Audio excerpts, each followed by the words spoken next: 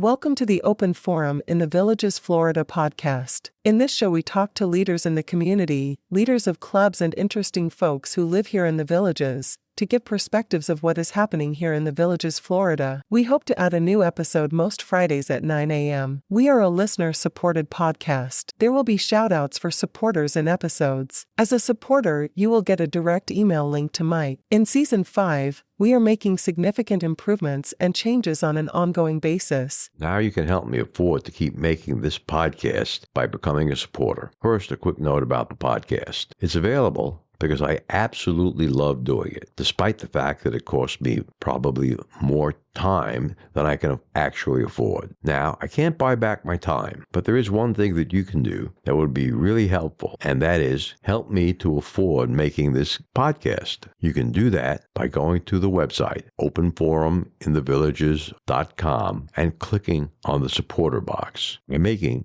a small donation of $3 to $10 a month, and you can cancel at any time. Really, a small donation of $3 will still make a difference, and I'd really appreciate it. If you can't afford to do that, I completely understand. It's economically tough times for a lot of people, but there is something that you can do for free that can really help. If you want to, you can rate the podcast. You can give it 5 stars, or maybe even give it a review on whatever podcast application you're using. That will make a huge difference because we will be discovered by more people. If you're able to do that, we would massively appreciate it, and it would help keep this podcast going in 2024. If you have a book that you would like to turn into an audiobook, let us know via email to mike@rothvoice.com. Hope you enjoy today's show. This is Mike Roth with a special announcement for residents who live in Sumter County. I'm here today with Catherine Goen. Thanks for joining me, Catherine. Kathleen is a member of the new independent fire district in Sumter County. Catherine, could you tell our listeners about the meeting that's coming up next Monday? Sure, I'd be glad to. The new dependent fire district for the villages in Sumter County has been working with a consultant to develop a new methodology for how the fire and EMS assessment fees will work starting next year. The consultant has put together a new methodology, and there's a public information meeting coming up on Monday, March 25th at 2 o'clock in the afternoon at Ezell Recreation Center. I understand that's the last public comment meeting before a vote is taken. Is that true?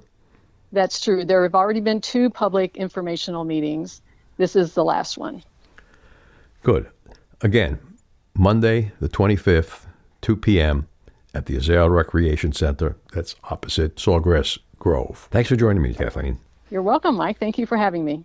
This is Mike Roth on Open Forum in the Villages, Florida. I'm here today with Sheila Keene. Sheila, thanks for joining me. Thank you for having me. Sheila, you were featured in the Daily Sun a few weeks ago, and it said that you grew up in the Caribbean. Could you share with us some of your experiences that you had growing up in the Caribbean and which islands you lived on? Yes, I was born actually in Spain, but my father was an English engineer, telecommunications engineer, and he met my mother in Puerto Rico. Mm-hmm. My mother was from Puerto Rico, and there is where my 2 eldest sisters were born. And when all of us were living in Spain, we moved to Cuba. Mm-hmm. And from Cuba, we stayed there until the revolution. Mm. And then we moved to Puerto Rico. In Puerto Rico, we stayed about 6 years. During the time in Puerto Rico, we had a lot of family time, lots of beaches, lots of fun.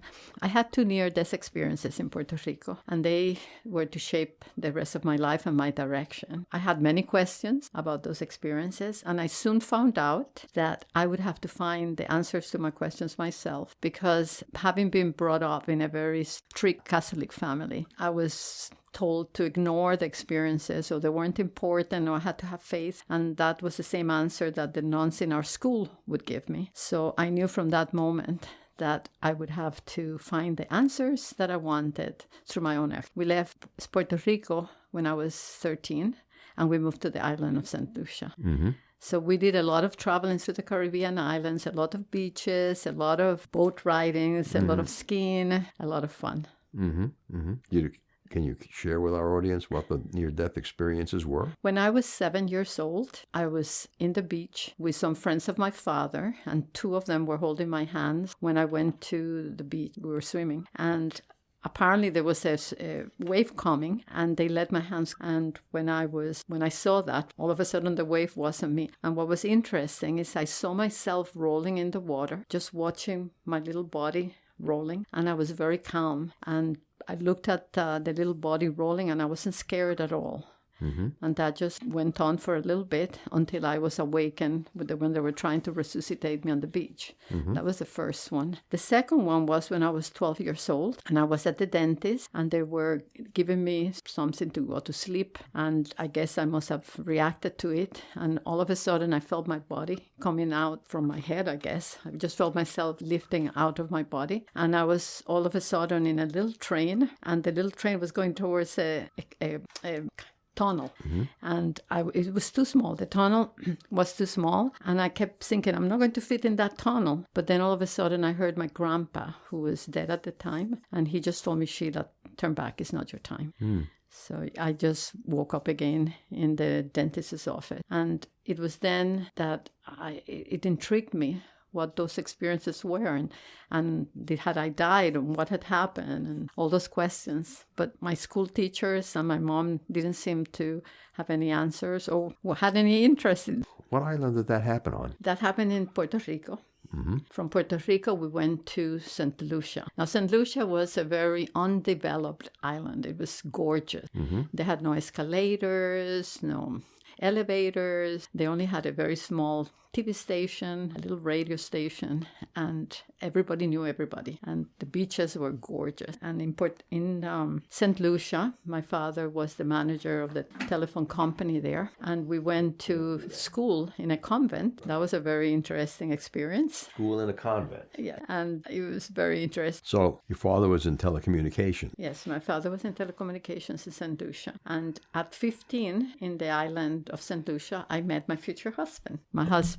How old were you when that happened? I was 15, mm-hmm. and I met him. We got married when I was 18, mm-hmm. and we had 3 children, 3 mm-hmm. boys. Now, our life, my married life was a very privileged life. We had a lot of businesses to run, and it was a beautiful life in many ways. During that time, I also learned how to meditate, and I learned to meditate simply because I was curious. But it turned out that those years of meditation really helped me in many ways. One, my husband was abusive, and so it helped me deal with everything that comes with having to deal with an abusive husband. And secondly, it helped keep my desire for spiritual growth alive. Mm-hmm. So I did a lot of research, trying to find answers to the same questions I had from when I was a little girl. And that continued for about 10 years. And then one day, when I was running one of our businesses, I found myself at the house. The kids were being raised by their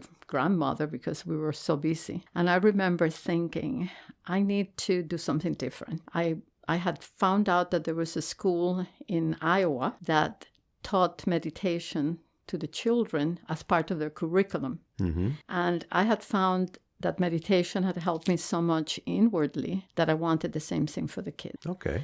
And so I decided that despite our good life in many ways in St. Lucia, and a very comfortable life in St. Lucia, that I wanted to take the kids to experience something more. And so with not my husband's permission, because he didn't want us to go, but with $5,000 and 3 kids in tow, I moved to Fairfield, Iowa. Oh, it sounds like he didn't move with you. No, I left him behind. 2 months later, we got divorced.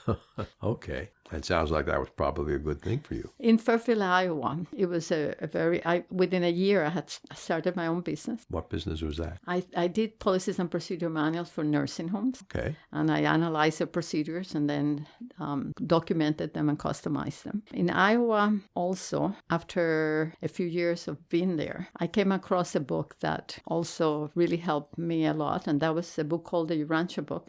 The name of the book again? The Urantia book. And for those of you who haven't heard, it's supposed to be an epochal event from God that clarifies and expands of current belief systems. And when I read that at first, I was really excited, but then I put it away for 6 years, and I continued my research. During the time that I was in Iowa, I also became a deaconess of the Liberal Catholic Church.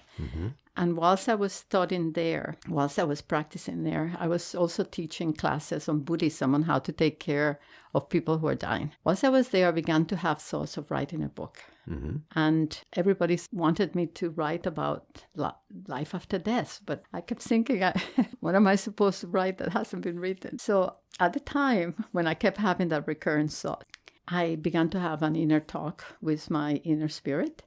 And I asked, and I said, if I'm supposed to write a book, I need the name and I need a sign. And I said, and I want that sign to be that one of my kids talked to me about life after death, because that's what I thought I was going to write about. And I forgot about that. About 2 weeks later, one of my youngest sons come into the house to watch a movie with me. And then halfway through the movie, somebody's dying in the movie. And he says, Mom, do you believe in life after death? So I knew I had gotten the sign, but I still didn't have the name. And the name came about 2 weeks later when I was in the office. And I picked up a book and I said, I wonder what the name of my book is going to be. And it said, Heaven is Not the Last Stop. On my right ear, I heard Heaven is... And then I said, what was that? Again, Heaven is Not the Last Stop. So I knew I had to write a book. I had been given the sign, but I had no idea what I was going to write about. And I had never written before. So for the next 10 years, I researched the Urantia book, because it came back to me with after about 10 years. Could you give that name of the book again slowly for our listeners? The Urantia book. Urantia book? Urantia book. Urantia. Never heard of it. The Urantia book. It's a big 2,000-page book. And whilst I did my research, I had lots of questions. And one of the questions I said to my inner self, I guess I said, is what happens after death connected with this particular information that is in this book? And about 6 months later, I came across the Urantia book again after not having seen it for 6 years. And so I knew I had to write it, and I knew I had to do it. So my Heaven is Not the Last Stop is basically a summarized version of the Urantia book, which I hope will help readers expand their own beliefs, and then see what they experience as a result. Now, how my husband... This was Bart. This is Bart, yes. How my husband got involved with writing Heaven is Not the Last Stop. When I was in Iowa, I kept trying to write it, but nothing was coming. So, and I moved to Florida because my mother had passed away. And I wanted to be with my father, so I thought I would go there. And whilst I was there, I was playing tennis, and I wanted to dance with I wanted to do ballroom dancing. And somebody gave me Bart's name, and I called him. And how he got involved is once we met and I told him that I was trying to write this book, he says, I'll help you. And I said, you don't know anything about the book. But he was the most fantastic person in doing that job, in editing the book. So Bart passed away from Alzheimer's disease. How did his death motivate you towards writing a book about empowering caregivers for Alzheimer patients? Bart and I were married for 20 years. He got diagnosed with Alzheimer's in 2018. And actually, in 2017, he got diagnosed with Alzheimer's. And nobody can tell you. I think they have to take care of somebody with Alzheimer's, an experience nobody can prepare you for. It doesn't matter how much you read. It doesn't matter how many good intentioned people tell you about it. The experience in itself is unique to you and how you're going to deal with it. So whenever Bart kept taking a step worse, you really feel it emotionally, but you pick yourself up and you deal with it. But you don't really realize the stress that is in your body. So one day I was talking to my doctor, and he said, Sheila, if you don't take care of yourself, you're going to die before him. And that shocked me. And I looked it up, and the statistics were that 63% of caregivers will die before the person they're taking care of. Wow. And that's from the stress. And that's from the stress. And when you consider that in the United States, there's 11 million caregivers, that's a lot of people that will die before. Who are giving care to people with Alzheimer's who are not in a memory care unit or home. Yes, there's a lot of people. There's a lot of caregivers now. So what I decided at that point, I thought, I've spent so much time working on self-development technique, on spiritual growth. So I need to apply those principles to my caregiving so that I can survive the caregiving experience. Yeah. And that's what I did. So I started, first of all, I got rid of all the negativity around me. And I did not entertain anybody who would, however nice they wanted to be, they were giving me advice that wasn't asked for. And the other thing that I did is I picked up mountain biking, and I started doing mountain biking to release stress. And I wrote a book about mountain biking. And then I thought, I started joining support groups. Did you have any help caring for your husband, Bart? When for the first 5 years, from 2017, when he got diagnosed, to 2023, I took care of him. And I took care of him alone. I did have some help that would come for 4 hours during the day. But I was able to get my boss to give me the time so that I could work remotely. And so I took care of him, and I only took a part-time job because I wanted to be able to, all the needs that he had. And that was very hard because one of the things with that caregivers experience is a lot of isolation because they're protecting the person they're taking care of. After a while, a person who has Alzheimer's tends to be alienated from everybody else because very few people feel comfortable talking to somebody who has dementia. And so you get very protective of the person. As the caregiver. Excuse me? You get very protective as the caregiver. Yeah, and you get very protective. And as a result, you end up just seeing the four walls in your house most of the time. And so it is very stressful. So I decided then to join support group, online support group. But what I found was that most of the people in the support group were focusing on how bad everything was. They were focusing on the pain, on the how much out of their way they were forced to be, on all the different things that they had to do to take care of somebody. And I thought, if we focus, you can't stop what's going on. The circumstances are there, right? But you can do something about your mindset. You can do something about how do I view that experience that I'm having. So the experience that you had with your husband in your book, Empowering Caregiver's Guide to Dementia, what sets that book apart from other books? There's many books about dementia. And there are many books also about how to deal with burnout. But what sets my book apart is that it focuses on the mindset, on how to develop the mindset so that you can not just survive caring for somebody, but thrive. How can you be able to see beyond your life of caregiving in a way that's positive, that's rewarding, that you're able to see the experience that you just went through as one more of life's experiences that is rewarding, and that it is beautiful, and it has helped you grow in ways that you wouldn't have grown otherwise. So that is the focus of my book. Is that book available on Amazon? Yes, it's available on Amazon. Is it available also as an audiobook? That's what I'm working on now. Good. This is Mike Roth with Dr. Craig Curtis for today's Alzheimer's tip. Let's talk about the omega-3 and omega-6. How should people get that from their diet? Well, primarily, you should get that through beans and nuts and legumes and fish.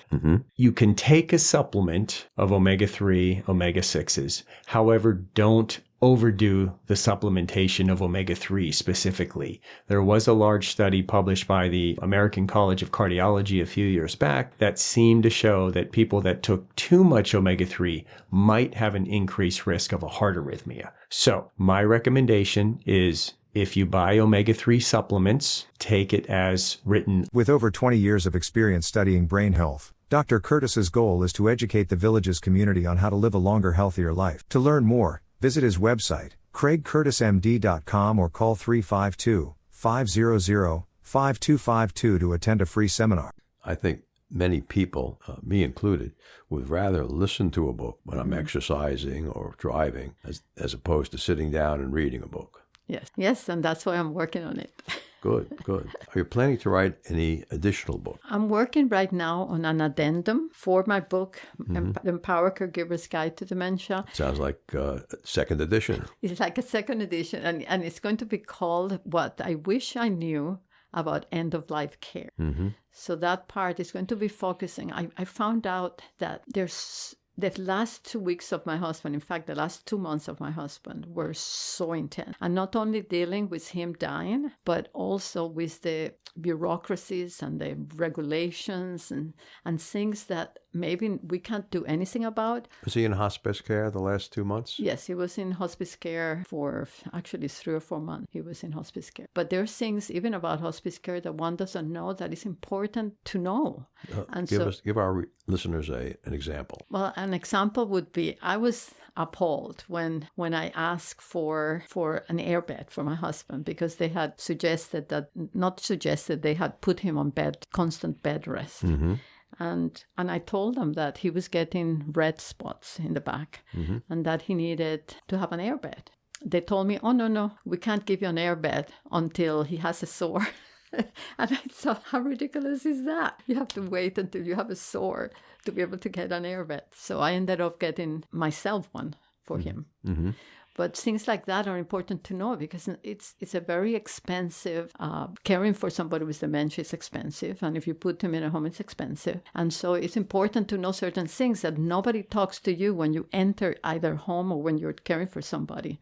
And it's important to know them. So I figured I would bring those out, everything that I experience, and hopefully people will be able to, even if nothing can be done about these things, they will be able to be more informed when they're in that situation. So when your husband was originally diagnosed with Alzheimer's, did they give you a book to read? Nobody gave me a book to read. They just told me my best resource was my doctor. Okay, so now for people who are facing that same dilemma that you had, they have a book that they can read that will give them some extremely valuable information. That is what I'm hoping. I'm hoping that we can reduce that statistic by having people be able to develop a mindset that's positive and that they find that they have grown. So that's what I'm hoping my book will do. It will reduce the statistics of 63% and will be able to help them get through that experience in a way that they will see that is rewarding. That's real good. You sound like you are a book reader yourself.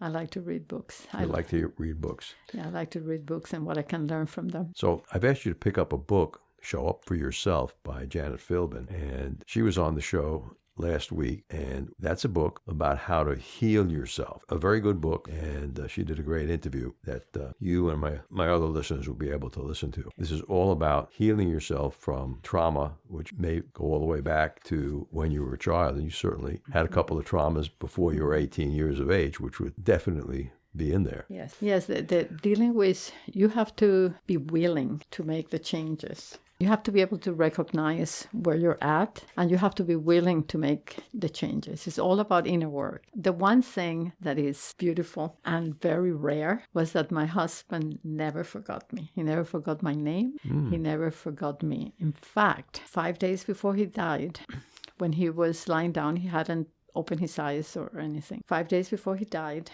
all of a sudden he told me, "Sheila, I'm dying." And I asked him why. And he said, "I feel something is taking over my body. And when it gets to my throat, I'll die." And then I told him, I said, "Bart, I'll miss you so much. And I love you." And he looked at me, touched me, and said, "I love you so much. Thank you for everything." For a man who has 7-stage dementia, who hadn't spoken, he never forgot. That's a very touching story. Very touching story. This new book, or the addendum to the first book? It's an addendum. I think it's an important story to be told because to me, even though the whole year with Bart, the whole of 2023, which was the year that we had to end up putting him in a home, was so difficult.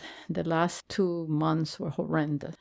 And it was dealing with, facility regulations and state regulations and this and that. And it was like, I don't know, things I personally believe that some things need to change. Yeah. And where was that? Was that here in Florida or? It was here in Florida. And it sounds like you were spending most of your time with him, even though he was in the facility. Oh, yes. I spent 12 hours a day. Towards the end, I spent 12 hours with him. And sometimes I would spend the night because it doesn't matter whether you put somebody in a home, you have to watch after them because nobody's going to take care of your loved ones. You would take care of. Mm-hmm.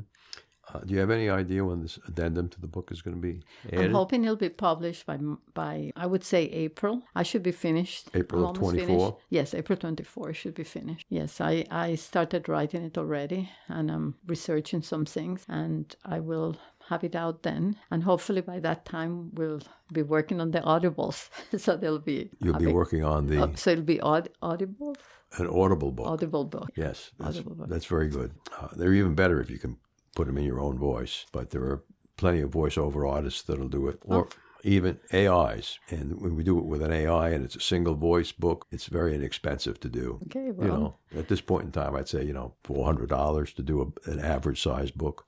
Oh, really? Kind of like the one you're holding. Oh, interesting. Yeah, I will definitely... An AI voice or an actor or an actress reading a book does very well until the book has tables in it, like Excel tables and charts. Those become next to impossible to do well, if you want your listeners to understand them. Okay, and do you recommend that the writer reads the book? No. Okay, the writer is definitely emotionally involved in the book, okay?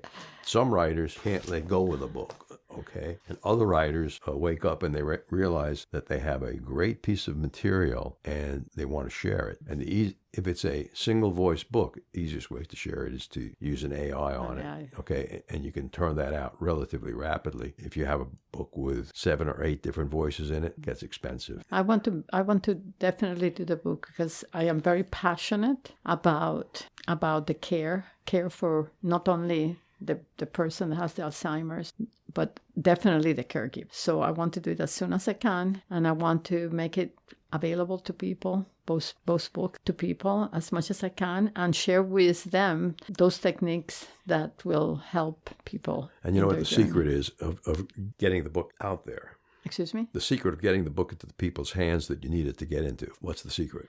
The secret of getting it into the hands, speaking about it. Okay. Speaking about it, doing presentations. Doing presentations, getting yourself on some national TV shows or national shows or other podcasts like this. But I think the real marketing effort will be to go after the physicians who do the diagnosis. Yes. Okay, the neurologists, so that your material can be put in front of the families of the Alzheimer's patient. That's a good idea. Interesting enough, I had somebody leave a review saying that the book should be in every doctor's office. Mm-hmm. Well, not the book.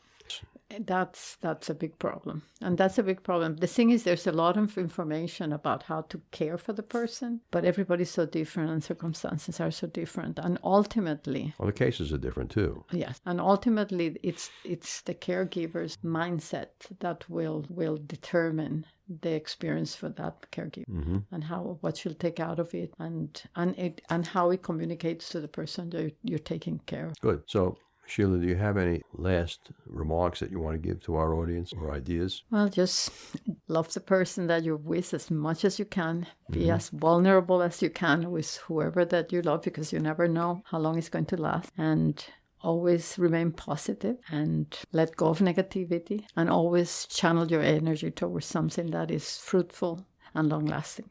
Good. And do you have a website? Yes, it's been developed. I have one already, mainly geared towards my philosophy, spiritual books, but it's called SheilaKeene-Lund.com. Sheila Keene. Sheila Keene-Lund. L-U-N-D is the last. L-U-N-D at the end. SheilaKeene-Lund.com. Good. And if one of our listeners has trouble figuring that out, they can go to the transcript of the show.